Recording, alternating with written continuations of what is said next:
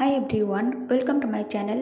Guys, आज मैं आप लोगों के साथ Telugu fan fiction forbidden love for romantic Aashiq Jin के पार्ट 7 एक्सप्लेन करने वाली हूँ। So let's get started. प्यार के कारण जंगकुक के शरीर पहले से ही कांप रहा था। फिर भी पीछे कौन है ये देखने के लिए जंगकुक चलना बंद करके पीछे मुड़कर देखता है। पीछे मुड़कर जंगकुक किसी को भी देख नहीं पाता है। जंगकुक मन में सोचता है, मे बी इस वक्त वो जहाँ से आ रहा है इस वजह से उसे गलत फहमी हो गई है। मन की भूल समझकर जंगकुक फिर से चलना शुरू कर देता है। ऐसे ही शरीर में अभी तक सफ़ेद कफन लिपटा हुआ है और लोग उसे सफ़ेद कफन में देखकर ऐसे ही डर रहा है और सब यही सोच रहा है कि मैं मर चुका हूँ। ये सोचकर जंगकुक जल्दी जल्दी पैर चलाकर घर के तरफ जाने लगता है। जियोन मेंशन के अंदर पैर रखते ही जंगकुक समझ जाता है कि उसके मॉम डैड उसके लिए रो रहा है। जंगकुक उनका एक लौता बेटा है। जाहिर सी बात है, उसे खोने के बाद उसके माता पिता का रोना सही है। जंगकुक दरवाजे के पास खड़े होकर मन ही मन सोचता है, हर कोई बस यही सोचता है कि मैं मर गया हूँ। अब मैं क्या करूँ? क्या मुझे कमरे के अंदर जाना चाहिए? जो भी हो, मैं ज़िंदा हूँ, ये बात सबको पता चलना चाहिए। ये सोचकर जंगकुक डोर पर नॉक कर अपने मॉम को आवाज़ देता है। Mom, mom open the door. Mom please दरवाज़ा खोलो, मैं जंगकुक हूँ, प्लीज़ डोर ओपन करो मॉम। जंगकुक के वॉइस सुनकर मिसेस जॉन रोना बंद कर देती हैं। तभी मिसेस जॉन कहती हैं, जंगकुक के पापा, तुमने सुना? हमारा बेटा जंगकुक, वो अभी मुझे मॉम कहकर बुला रहा था। जंगकुक आ गया है। मिस्टर जॉन कहता है, जंगकुक मर चुका है और वो वहाँ से कभी हमारे पास वापस नहीं आ सकता। ज़रूर तुम्हें वहम हुआ है।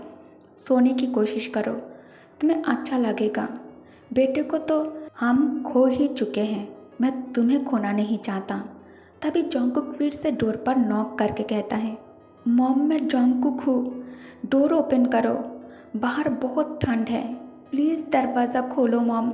मिसेस जियोन कहती है, नहीं, एक कोई वहम नहीं है। तुमने सुना? मेरा बेटा मुझे फिर से बुला रहा है। और इस बार मिस्टर जियोन को भी जंगकुक के आवाज़ सुनाई दिया है। मिसेस जॉन बेड से नीचे उतरकर जल्दी से आकर डोर ओपन कर जंगकुक को सफ़ेद कफन में डोर के बाहर खड़े रहते देखकर जोर से चीखकर दरवाजे के सामने ही बेहोश होकर नीचे गिर जाती हैं।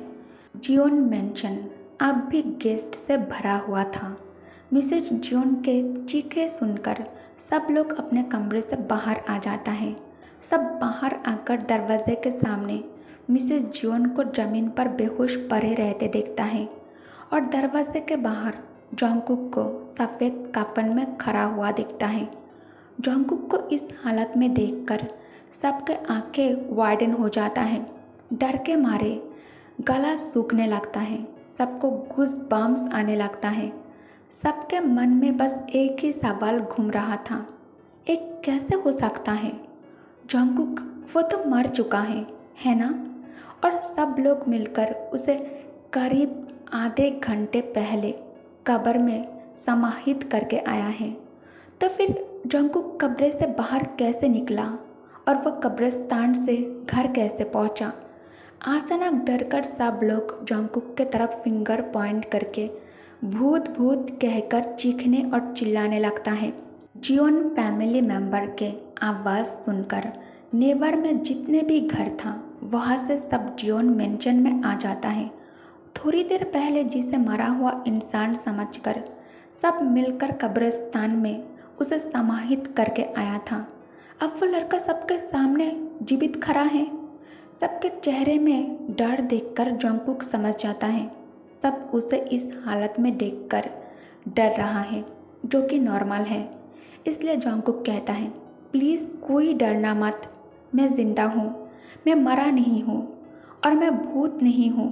मैं जंगकुक जिंदा आप सबके सामने खड़ा हूँ। जंगकुक के बातें सुनकर धीरे धीरे चलकर मिस्टर जियोन जंगकुक के पास आकर खड़े होकर कहता है, व्हाट? ये कैसे हो सकता है? तुम सच में जंगकुक ही हो ना? या फिर जंगकुक के बेस में तुम कोई और हो? तभी जंगकुक कहता है, डैड मैं गोस्ट कैसे हो सकता हूँ? डैड मैं कसम खाकर कहता हूँ, मैं आपका बेटा हूँ, आपका बेटा जंगकुक हूँ। मैं कोई गोस्ट नहीं हूँ। अगर मैं गोस्ट होता तो क्या मैं इस तरह से सबके सामने आ जाता? जंगकुक की बातें सुनकर प्यार से कांपती हुई हाथों से जंगकुक के हाथ को छूकर देखने लगता है मिस्टर जॉन। मिस्टर जॉन जब जंगकुक के हाथ को छूकर देखता है तब उन्हें जंगकुक के बातों पर बिलीव हो जाता है कि जंगकुक सच बोल रहा है और वो जिंदा है।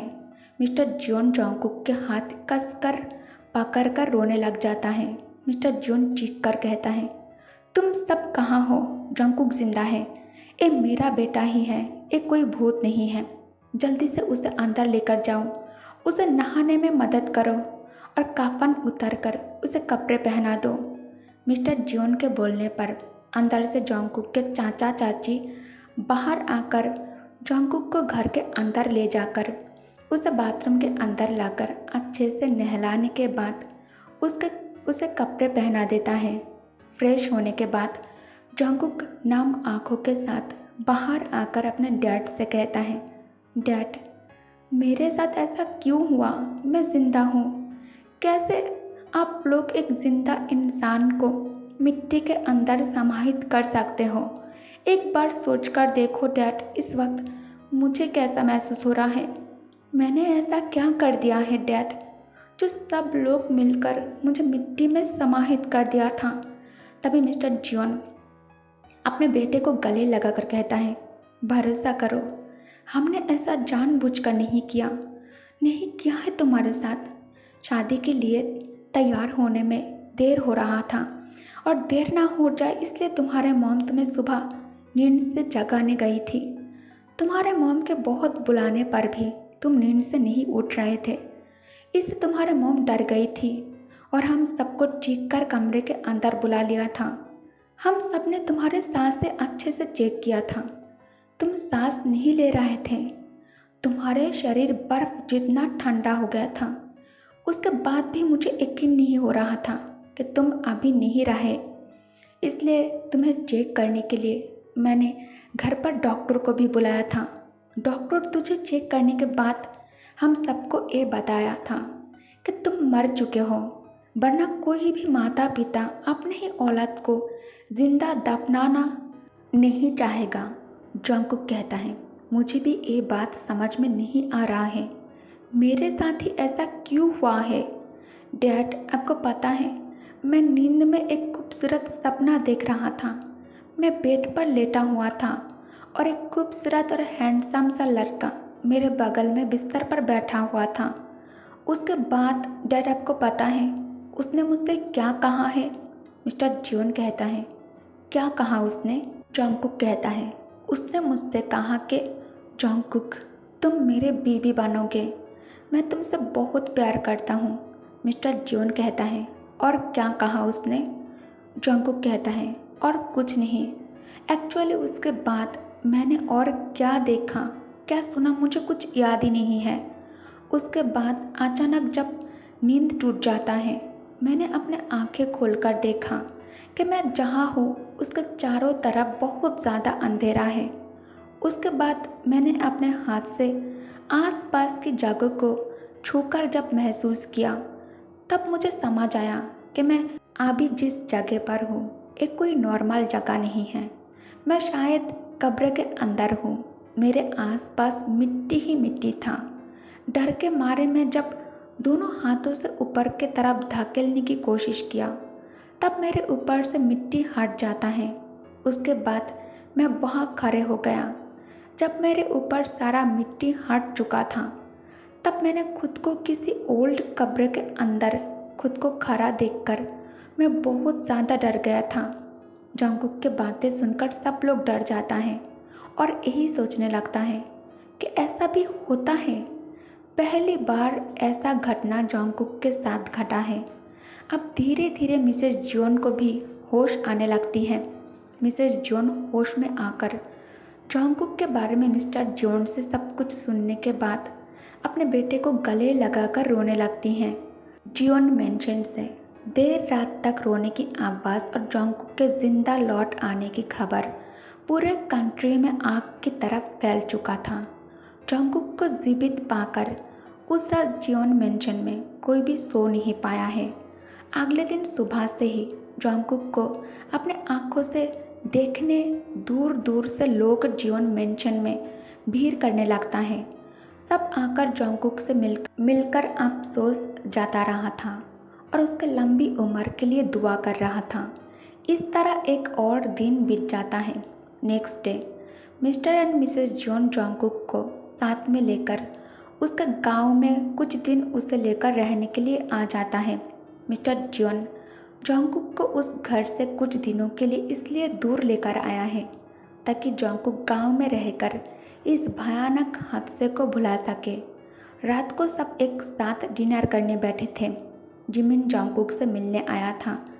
बाहर अंधेरा होने के कारण मिसेस जियोन और जॉन्गकुक जिमिन को अपने घर में रोक लिया था। जिमिन और जॉन्गकुक खाना खाकर सोने के लिए कमरे में चला गया। उनके जाने के बाद मिस्टर जियोन कहता है, अब क्या होगा? इस घटना के कारण जॉन्गकुक की शादी नहीं हो पाया है। अब हमारा बेटा हमें जिंदा मिल चुका है। तभी मिसेस जियोन कहती हैं, मैं फिर से ओप्पा से बात करूंगी। उन्होंने खुद जॉन्गकुक के मुंह से सब कुछ सुना और देखा है। मुझे उम्मीद है कि ओप्पा फिर से अपने बेटे के साथ जॉन्गकुक के शादी के लिए मान जाएगा।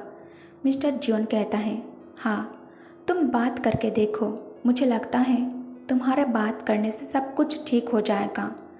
जिमिन जॉन्गकुक से ताइयांग जिन के बारे में बात करने की कोशिश करता है, लेकिन वो नहीं कर पाता क्योंकि जॉन्गकुक के पेरेंट्स उसे पहले ही वार्न किया है ताकि जिमिन कभी भी जॉन्गकुक से उस जिन के बारे में कोई भी बात ना करे।